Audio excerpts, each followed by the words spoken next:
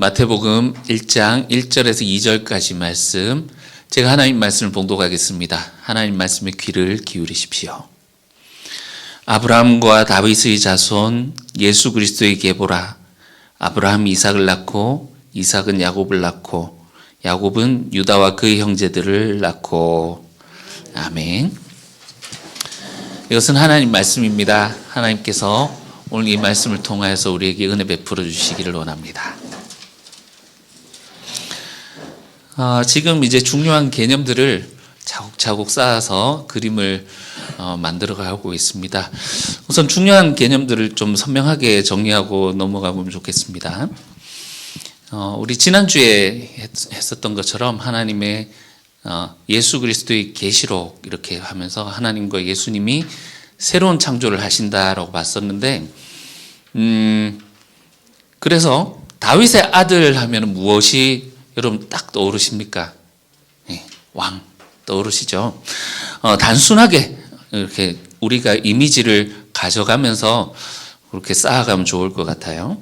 왕은 왕인데 어떤 왕입니까? 우리를 이 어려움에서 구원해 주실, 하나님이 약속하신 다윗의 뿌리, 다윗과 같은 그런 왕, 다윗의 아들, 이런 의미입니다.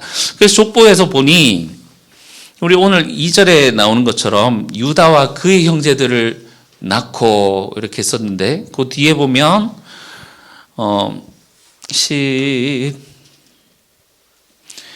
11절에 바벨론으로 사로잡혀갈 때 요시야는 여고냐와 그의 형제들을 낳으니라 하면서 유다와 그의 형제들이 이 왕정의 시작을 보여주었다면 여고냐와 그의 형제들은 이 왕정의 끝을 보여주는 그 사인이다, 그죠?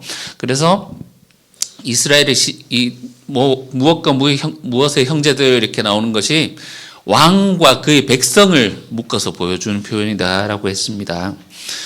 족보상으로 보니 이스라엘은 하나님의 약속대로 유다와 그의 형제들로 시작되었지만 여고냐와 그의 형제들이 바벨론 포로로 사로잡혀 갔어요.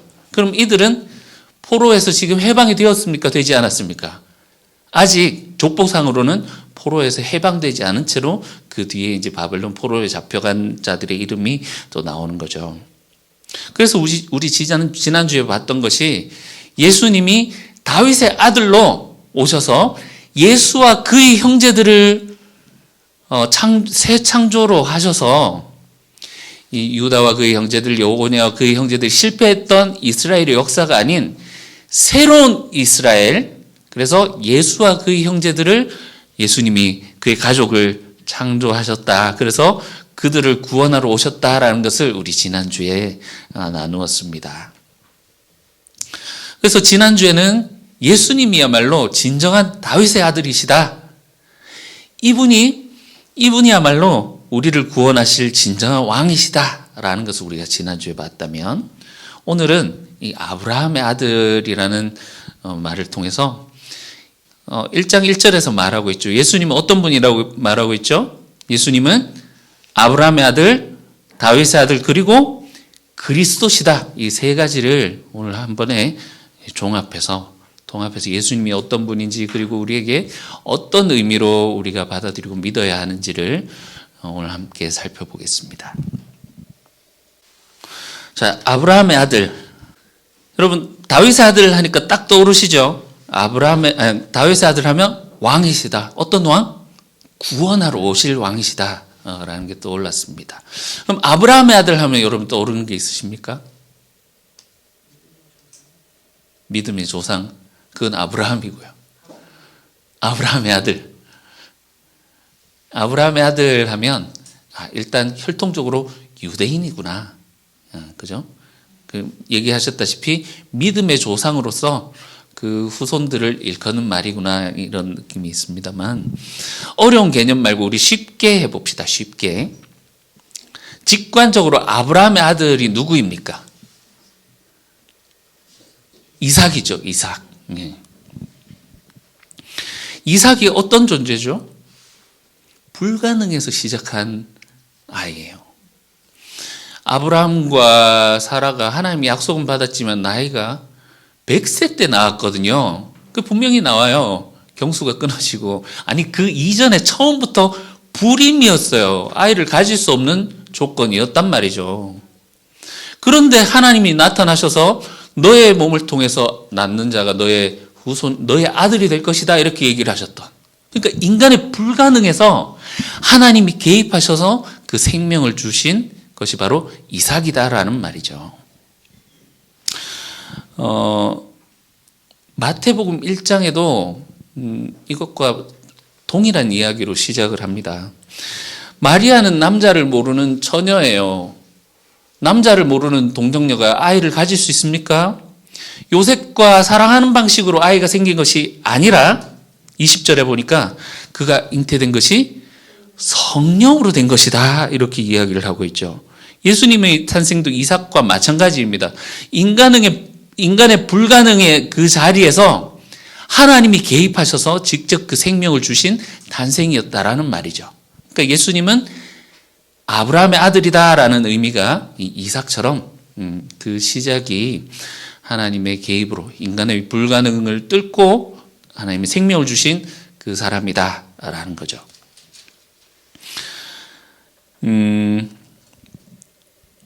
마태복음이 1장 1절에서 2절에 이것을 말하고 특히 1절에 아브라함의 아들 그리고 다윗의 아들 예수 그리스도 이거를 이야기를 하는 이유를 우리가 조금 생각해 볼 필요가 있겠습니다. 그 이유는 마태 공동체가 마태복음이 쓰일 당시에 그 사람들의 공동체의 상황을 보면 조금 더 이해가 될 것 같습니다. 그러니까 이 마태복음은 AD 66년에서 70년경 사이에 그 유대 로마 항전이 있고 난 뒤에 쓰여졌습니다. 그러니까 로마의 지배 아래 있던 유대인들이 로마의 반기를 들게 되고 로마에 맞서서 전쟁을 하게 됩니다. 여러분 그 지난주에 우리 김쌤의 성경 속으로 할 때 들으셨죠? 그 보면 로마와 헬라 제국의 특징 공통점이 있다고 했는데 그것은 바로 그들에게 항복하고 하는 자들에게는 관대하게 하지만 그들에게 대항하는 자들은 싹을 말려버린다 했잖아요. 완전히 그 로마에서 티투스 장군을 보내서 이 예루살렘에 그 역사사가 그 요세푸스의 기록에 보면 돌 위에 돌 하나 남지 않을 정도로 폐허가 되었다 이렇게 나와 있습니다. 그러니까 어마어마한 그 전쟁의 끝에 로마의 짓밟힘과 그 폐허를 경험하고 특히나 그들이 성전이 파괴가 되었죠. 이것이 더욱더 큰 충격이었습니다. 성전이란 것은 하나님이 거하시는 곳인데 이곳이 파괴되었다라는 것은 하나님이 우리를 버리신 것인가? 하나님이 저들보다 약하신 분이신가? 이제 우리는 하나님 백성이 되는 것이 이제 끝이 나는가 하는 이런 특히나 이제 하나님께 죄를 가지고 나아가서 제사를 지내고 해야 되는데 그 공간이 없어지게 된 거잖아요. 그러니까 영적인 패닉 상태에 빠지게 된 거죠. 국가의 그 존망을 넘어서서 이것은 이제 하나님과의 관계에서도 그 종교적으로도 사망 선고를 받게 된 그런 상황이란 말입니다.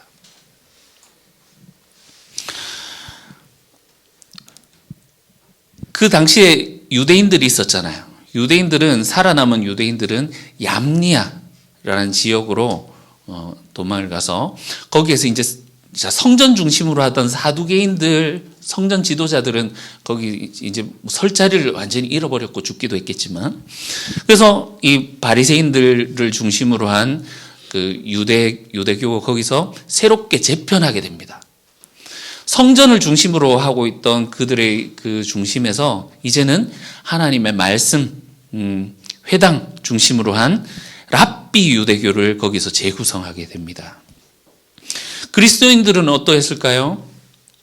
사람들이 거기서 그 폐허가 된 그곳에서 있어봤자 굶어 죽게 되고 또 로마인들이 사람들을 잡아가서 노예로 팔아버리고 살육의 현장이 거기서 벌어졌기 때문에 그들이 도망가서 그 전승에 따르면 요단강 동편의 펠레라는 지역으로 도망을 가서 거기서 이제 모이기도 합니다. 그런데 그 당시의 사람들을 보면 여러분 그 열심당원이라고 들어보셨죠? 열심당원들이 하나님이 우리를 지켜주실 것이다. 성전과 우리를 지켜주실 것이다 라고 생각을 해서 마치 우리나라 사람들이 그 일본인을 향해서 테러하고 막 이렇게 했던 것처럼 시칼을 품고 다니면서 그 일본이 아니지. 로마와 동조하는 자들을 죽이고 로마의 지도자들을 죽이고 그 나라의 그 회복을 위해서 그렇게 열심히 했던 열심당원들이 있었습니다. 그들은 목숨을 걸고 하나님이 우리를 지켜주실 거라고 생각하면서 로마 제국에 맞섰습니다. 그런데 그리스도인들은 예수님의 말씀을 기억했던 것 같습니다. 부정한 것이 성전에 서는 것을 보거든 산으로 도망가라. 들어보셨죠? 그죠? 그래서 그들은 도망을 가게 되었고 펠레라는 지역에 피신하게 되었습니다. 그런데 이것이 지금 이 마태 공동체가 있는 이 시기에 이중적인 소외를 불러오게 됩니다. 로마의 입장에서 아까 그 자기에게 대드는 자에게 잔혹하게 했던 로마를 말씀드렸는데 로마의 입장에서 보면 이들은 우리나라에 대적했던 반란한 민족이다 이렇게 찍혔죠. 자기 동족에게도 찍히게 됩니다. 우리 동족이 목숨을 걸고 싸울 때 자기만 살겠다고 도망간 놈들. 그러니까 여기에도 속하지 못하고 저기에도 속하지 못하고 종교적으로도 그 얌리아로 옮겨간 그 유대교가 처음에는 그리스도교를 한 줄기 정도로 같이 그 회당에서 예배를 드리기도 하고 같이 했었는데 점점 이제 배격하기 시작합니다. 그러니 이런 상황 속에서 이들이 겪고 있는 그 아픔과 절망감은 우리가 감히 상상해 볼 수 있을까 할 정도지 않겠습니까? 야, 우리는 끝이 났구나. 소망이 없구나 하는 그런 생각이 들기도 했을 겁니다. 성전은 무너졌지. 예루살렘은 잿더미가 되었지. 우리 조상부터 믿어오던 유대교 회당에서도 배척을 당하고 있지. 여기저기 떠돌며 신앙을 유지를 하고 있긴 있는데 이 당시에는 속하지 않으면 경제활동을 하기에 불가능한 그런 상황 속에서 점점 그 어려움과 괴로움을 당하고 있었던 때라는 말입니다. 오늘날 우리도 사실 비슷한 감정이 들 때가 있습니다. 길이 없다고 느껴지기도 하고 건강이 갑자기 나빠져서 정말 이제는 끝인가 싶은 그런 생각을 느끼기도 하고 경제적으로, 관계적으로, 자녀의 문제나 이런 문제들이 우리를 힘들게 하기도 합니다. 또는 우리가 개인적인 그런 문제를 넘어서서 오늘날 우리 한국교회를 바라볼 때 또 참 그 시대적인 아픔을 우리가 생각해 보기도 합니다. 교회의 영향력이 점점 줄어들고 지금 교회 그 구성원들 모양이 그 핵구름 모양으로 이렇게 되고 있죠. 밑에 아이들이 물론 이제 전체 우리나라 인구가 그래서 그런 부분도 있습니다만 요즘 아이들이 그 시야가 점점 좁아져서 멀리 있는 영원을 바라보는 이런 신앙을 가지는 것을 멀리해요. 눈앞에 있는 만져지는 것들, 금전이나 쾌락이나 이런 것을 대부분 쫓아가는 그런 시대 정신이 있는 그런 시대를 우리가 살고 있기 때문에 점점 숫자가 줄어들고 하는데 여러분 한 30년쯤 후면 우리 중에 몇 프로 정도나 아직 숨 쉬고 밥 먹고 살아 있을까요? 여러분 우리 교회뿐만이 아니라 우리 주변 교회들 가보세요. 전부 할배들. 30년 후만 생각해도 이 우리나라 교회가 어떻게 될지 우리는 짐작해 볼 수 있습니다.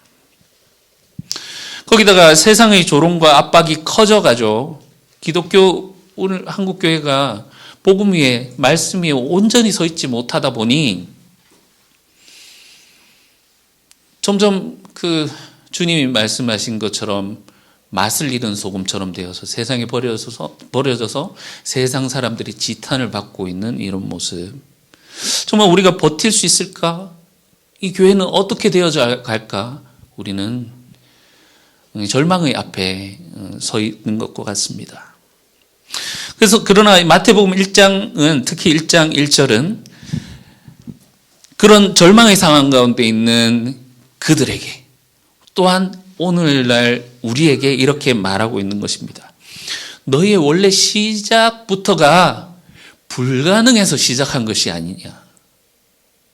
하나님이 아브라함의 아들을 주신 것이 인간이 불가능해서 생명을 주셨었는데 원래 시작이 그러했었고, 그리고 이제 하나님이 새로운 시작을 하시는데 그분이 바로 예수 그리스도시다. 그래서 아브라함의 아들이라는 의미에는 이 고백이 있는 것입니다. 여러분, 아브라함의 아들 하면 처음에 이미지를 이삭 이렇게 가지시고 불가능해서 새롭게 하나님이 주신 생명을 주신 그 아들이시구나 하는 그 이미지를 우리가 가질 수 있겠죠. 그런데 이삭이란 이름에는 그 출생만, 놀라운 기적과 같은 출생만을 이야기를 하는 것이 아닙니다. 이삭에게서 빼놓을 수 없는 이야기가 있죠. 창세기 22장에 모리아산으로 하나님이 아브라함에게 네 아들 이삭을, 그 100세 때 낳은 그 귀한 아들 이삭을 모리아산으로 데리고 가서 제단에 바쳐라, 이렇게 얘기를 하시거든요. 아브라함이 순종을 합니다.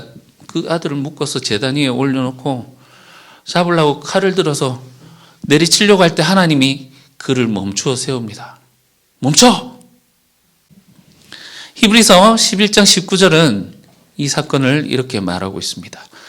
그가 하나님이 능히 이삭을 죽은 자 가운데서 다시 살리실 줄 생각한지라. 그러니까 아브라함이 하나님은 처음부터 인간의 불가능 가운데 생명을 주신 분이시니 이렇게 순종할 수 있었던 이유가 하나님은 죽은 자 가운데서 능히 살리실 수 있는 분이다라는 걸 믿었다는 거죠.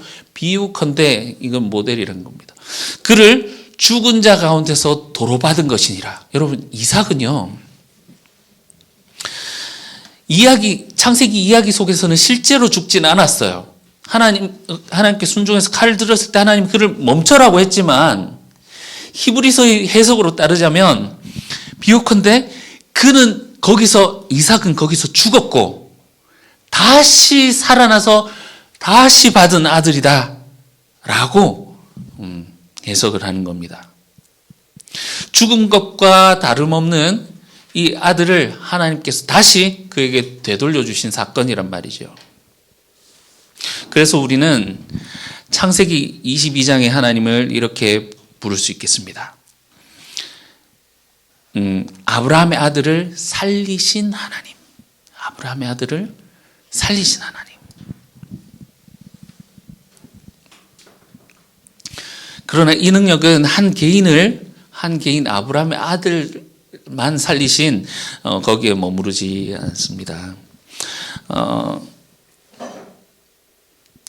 구약 성경에는 이스라엘의 죽음을 표현한 장면이 많고 또한 그 죽었던 이스라엘을 하나님이 살리시는 그런 장면이 나옵니다.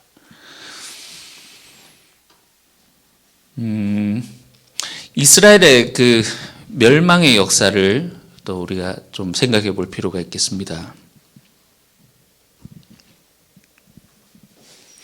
이스라엘이 죄와 우상 숭배로 하나님께서 그들을 심판하시고 나라를 멸망하게 하신 다음에 포로로 끌려가게 하셨습니다. 땅도 성전도 왕도 다 잃어버렸죠. 민족 전체가 사실상 죽은 것과 같은 그런 상태가 되었단 말이죠. 그때 하나님이 선지자들을 통해서 약속을 주시는 것이 있는데 이사야서 26장 19절을 보면 이사야 소묵시록이라고도 하는데 하나님이 그들을 심판하신 이후에 다시 살리실 것이다 라고 예언으로 주시는 그 말씀 중에 이런 부분이 있습니다. 주의 죽은 자들은 살아나고 그들의 시체들은 일어나리라 하면서 하나님이 주의 이슬은 빛난 이슬이니 땅에 죽은 자들을 내놓으시리라. 이것이 개인적인 그 부활만을 이야기를 하는 것이 아니라 죽었던 이스라엘 백성이 살아나서 하나님께서 그들을 다시 그 땅 가운데 돌려보내시겠다라고 하는 그 회복의 약속이거든요. 그럼 그리고 우리가 또 잘 아는 말씀이죠. 에스겔 37장 21절을 보면 37장에 보면 에스겔이 하나님이 이끄시는 대로 가서 보니 골짜기가 있는데 뼈들이 수북하게 쌓여 있는 그곳에서 환상을 보게 됩니다. 마른 뼈가 가득한 그 골짜기에 그게 이스라엘 상태를 이야기를 하는 거죠. 뭡니까? 공동묘지란 말입니다. 우리는 죽었습니다. 이 뼈들이 여기 그 말라서 있는, 우리는 소망이 없는 이런 죽은 자들입니다 라는 그런 상황이죠. 그 가운데 하나님께서 에스겔을 통해서 말씀을 하시고 그 회복이 되는 것을 보여주시는데, 하나님 말씀하시니 힘줄이 붙고 살이 붙고 그들이 이렇게 서게 되는데, 하나님이 그들 가운데 생기를 불어넣으시자 그들이 살아나서 큰 군대가 되는 것을 에스겔을 통해서 보여주십니다. 그 가운데 이런 말씀이 있습니다.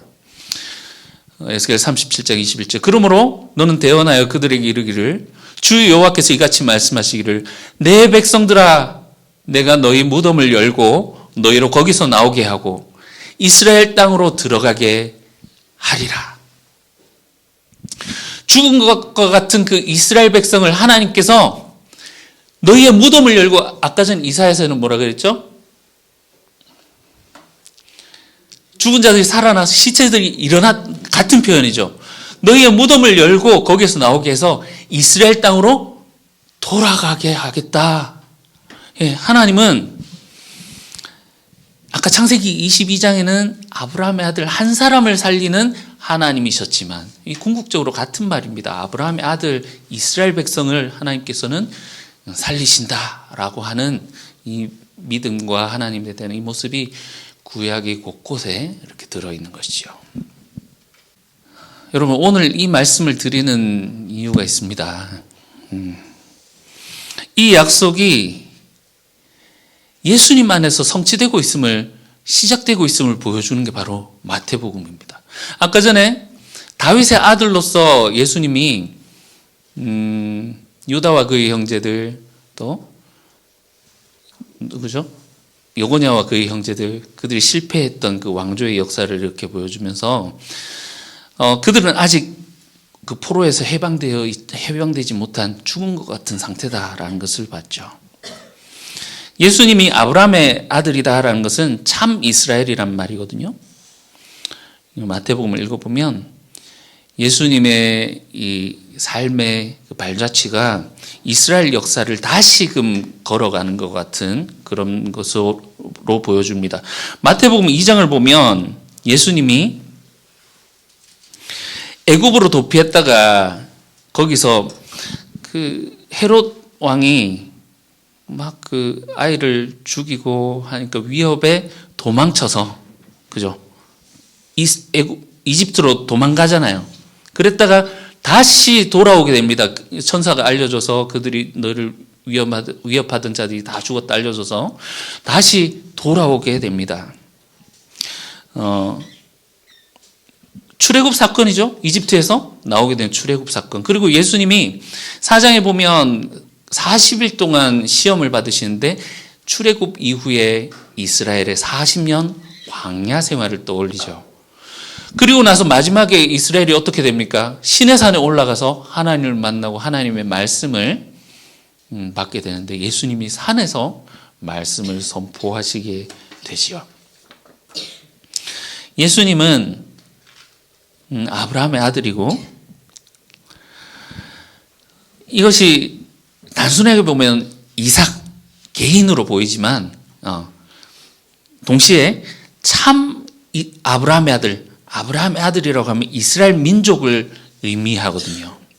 이분이 진짜 이스라엘로서 이스라엘의 운명을 몸에 지고 짊어지신 분이시구나 하는 것을 보여주는 겁니다. 그래서 그분의 십자가 죽음은 그냥 한 의인의 죽음이 아니라 아브라함의 참 아들, 이스라엘을 대표하는 아들의 죽음이라는 것이죠. 마태복음에만 나와 있는 특별한 기록이 있습니다. 27장으로 한번 가보실게요. 마태복음 27장 50절.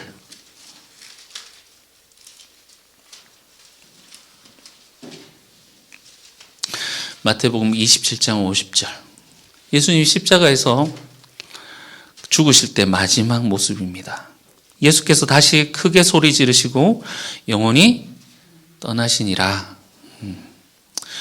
숨을 거두실 때 그 뒤에 놀라운 장면들을 마태복음만이 묘사를 하는 것이 있습니다. 51절. 이에 성소 휘장이 위로부터 아래까지 찢어져 둘이 되고 땅이 진동하며 바위가 터지고 무덤들이 열리며 자던 성도의 몸이 많이 일어나되 예수의 부활 후에 그들이 무덤에서 나와서 거룩한 성에 들어가 많은 사람에게 보이니라. 여러분, 지진이 일어나고 막 무덤이 터지고 바위가 진동하고, 그죠?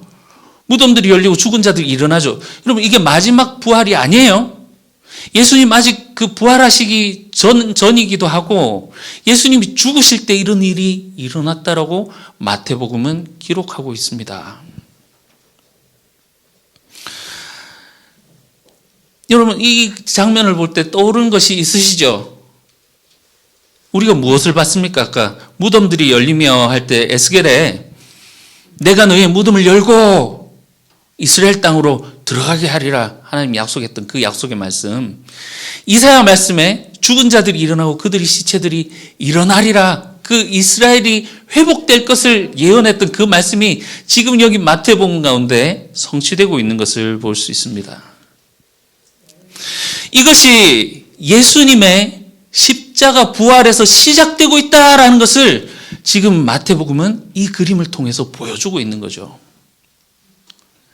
아브라함의 아들을 살리신 하나님이 참 아브라함의 아들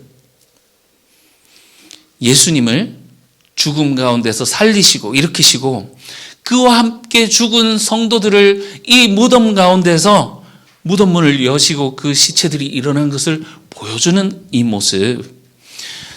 자, 정리하겠습니다. 여러분, 지난주에 예수님은 다윗의 아들이라고 했습니다. 다윗의 아들, 구원할 왕이시다라는 거죠. 왕, 예수와 형제들로서 왕과 백성의 모습, 그래서 우리는 예수님을 왕으로 섬기는 백성들입니다 하는 것을 우리가 지난주에 보았습니다.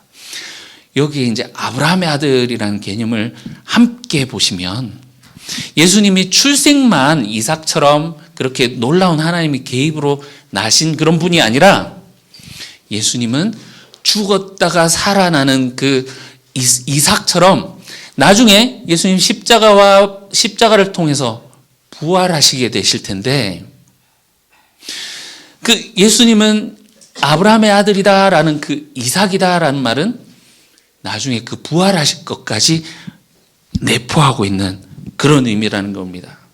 하나님은 이 아브라함의 한 아들을 살리실 뿐만 아니라 그 안에 있는 백성 전체를 회복시키고 살리시는 분이시다. 그래서 예수와 그의 형제들, 예수를 따르는 그의 백성들을 하나님께서는 마지막 순간에 이렇게 다시 살리시고 또 그들을 회복시키셔서 이 땅 가운데에서 그 예수님을 믿고 따르는 자들에게 그들을 죽음에서 일으키실 것을 보여주고 계시는 그런 말이다라는 겁니다.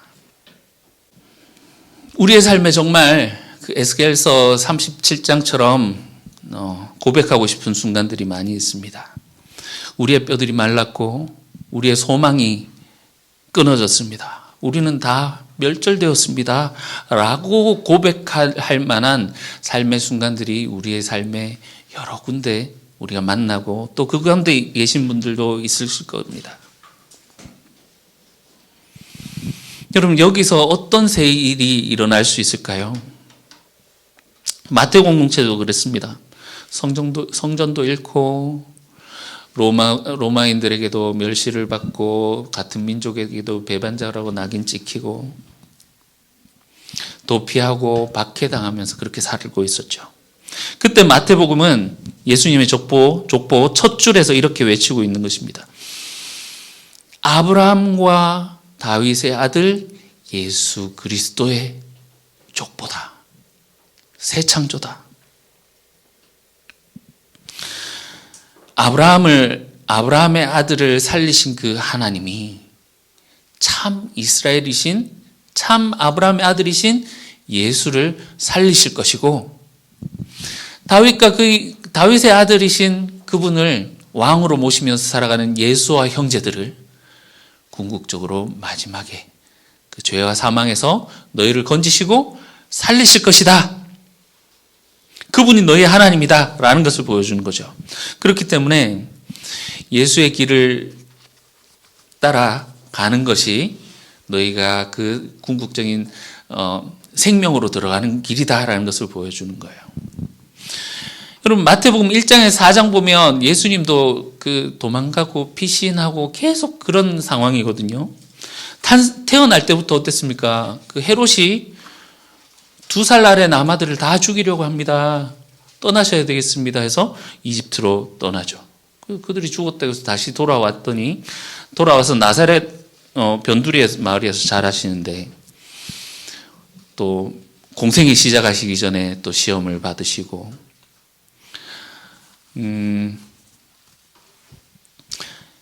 그 아브라함의 아들 예수님의 삶 자체가 처음부터 도피와 고난의 길이었다라는 것을 우리가 1장의 4장 가운데서 쭉 찾아볼 수 있습니다.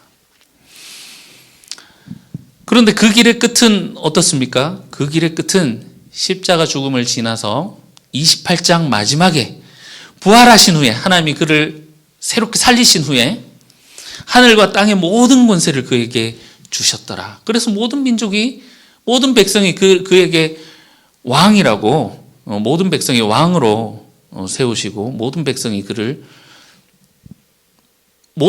다스릴 수 있는 권한을 얻으셨다라는 거죠.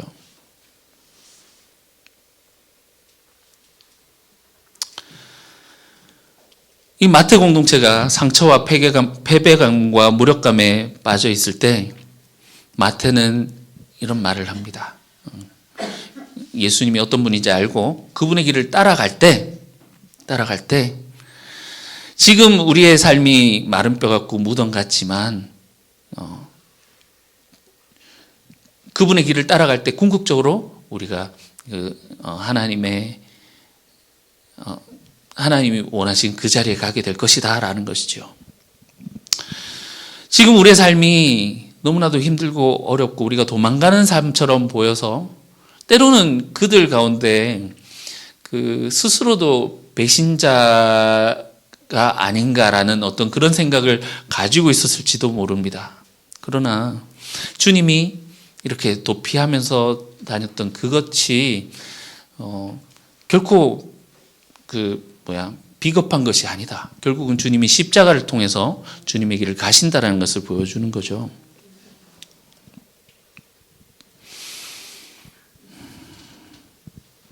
그러나 주님 말씀하십니다. 아무든지 나를 따라오려거든 자기를 부인하고 자기 십자가를 지고 나를 따를 것이다 라고 하면서 아버지의 길을 행하는 길을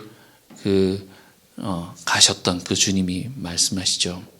내가 걸어갔던 길, 결국 그 고난의 길이 부활과 영광으로 들어가게 되는 길이다. 너희가 가는 길이 지금 고난과 아픔, 절망으로 가는 길처럼 보이지만 그 길의 끝에 영광과 부활을 만나게 될 것이다. 그러니 너희도 나와 함께 가자라고 말씀을 하고 계시는 거죠. 오늘날 우리에게도 초대가 주어져 있습니다. 이 초대장 약도를 받은 것이 바로 이 1장 1절입니다.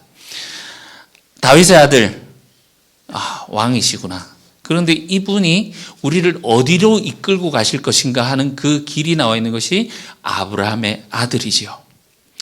예수님이 탄생이 이삭처럼 하나님의 개입으로 불가능 가운데 오셨던 것처럼 그 마지막이 절망과 같은 죽음에서 생명을 주시는 그 부활로 이어진다라는 것을 볼 때 우리가 이분을 따라가면 이분이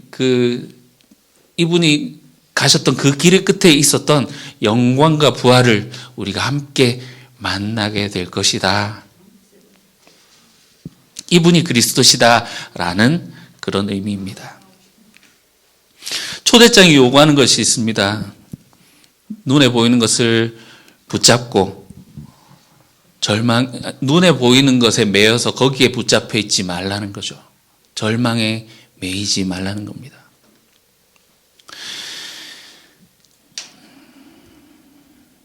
아브라함의 아들을 살리신 하나님, 죽은 이스라엘을 살리신 하나님, 예수 그리스도를 살리신 하나님께서 예수와 그의 형제들을 언젠가 다시 살리실 텐데 그 살아가는 우리의 삶 속에 우리의 개인의 어떤 우리의 가정에 또한 한국교회 우리나라에 그 절망과 같은 그런 순간 가운데에서 하나님께서는 언젠가 다시 일으키실 것이다 라는 그런 소망을 우리가 품게 됩니다. 그러니 우리가 할 수 있는 것은 다만 주님이 가신 그 길을 묵묵하게 한 발 한 발 쫓아가는 것이겠습니다. 정리하겠습니다. 예수님은 아브라함의 아들이시다 라는 말을 우리가 딱 직관적으로 받아들이기 좋게 이삭을 떠올리면 좋겠습니다. 이삭은 처음 시작부터 불가능 가운데 하나님이 개입하셔서 하나님이 직접 개입하셔서 하나님이 생명을 주신 그 시작으로 시작하셨고, 그러나 또 이삭처럼 죽었던 아들이 다시 살아 돌아오게 되는 그 부활을 하시게 될 그 예수님의 모든 상황을 그 하나님의 아들 이삭이라는 말에 담고 있는 말이겠습니다. 그 하나님이 말씀하신 그 아브라함의 아들이란 말이 단지 비단 이삭 하나만을 의미하는 것이 아니라 그를 통해서 아브라함과 이삭과 야곱의 하나님이라고 했을 때처럼 이스라엘 백성 전체를 두고 하는 말씀이라고 보았을 때 우리가 에스겔서 37장이나 이사야 26장에 나오는 것처럼 하나님은 그들을 새롭게 부활하게 하실 그런 계획을 가지고 계셨고 이스라엘을 다시 살리시겠다라고 약속을 하셨습니다. 그런데 그 약속이 인간의 그 역사를 통해서는 성취되지 않았습니다. 그러나 마태복음 1장 1절에서 하나님이 이 막혀있는 이 역사 속에 한 새로운 또 개입을 하셔서 새로운 창조를 하셨고 예수 그리스도를 이삭과 같이 나게 하셨으며 그를 통하여서 그의 전생애와 십자가 사건을 통하여서 그들을 되살리신다라고 하는 그 약속을 우리에게 보여주고 계시는 것이 바로 이 아브라함의 아들이라는 그 말에 담겨 있는 또한 약도이기도 하고 또한 우리의 신앙 고백이기도 하겠습니다. 그래서 우리는 오늘 죽음과 같은 현실 속을 살아가고 있다고 할지라도 이 하나님을 바라보며 예수님의 길을 갈 수 있는 것이죠. 우리가 마지막으로 이렇게 고백할 수 있으면 좋겠습니다. 아브라함의 아들을 살리신 하나님, 죽은 이스라엘을 살리신 하나님, 예수 그리스도를 살리신 하나님, 그 하나님이 우리의 하나님이십니다.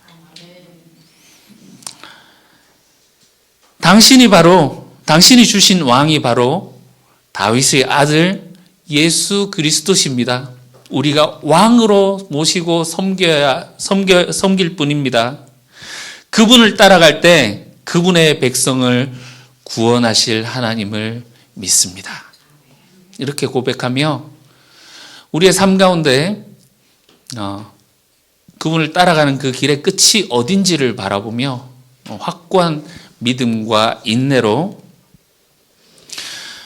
죽은 것과 같은 자리에서도 우리를 일으키시는 소망을 가지며 살아가는 저 여러분들 되시기를 주님의 이름으로 축원합니다. 기도하겠습니다. 사랑하는 주님, 우리의 모든 삶이 하나님의 손 안에 있으며 하나님이 주관하시는 역사 가운데 우리가 살고 있음을 알게 하십니다. 그래서 모든 것이 당신의 은혜입니다. 우리가 고백하며 주님께로 나아가지만 때로는 우리의 삶에 정말 마른 뼈가 된 것과 같은 그 해골 무덤과 같은 그런 상황 속에 우리가 놓여진 것을 느끼기도 합니다. 그러나 주님, 우리가 우리의 육신의 눈으로 그것을 바라보며 절망하지 않게 하실 것은 아브라함의 아들을 살리신 분이 바로 하나님이시며 그 일을 또다시 예수 그리스도를 통해 행하셔서 또한 우리를 그의 백성으로 불러주셨기 때문입니다.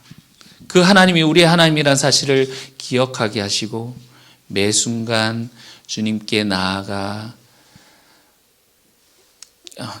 주님께 기도하며 주님께로 나아가 주님과 동행하는 저희들 되게 도와주시옵소서. 예수님 이름으로 기도합니다. 아멘.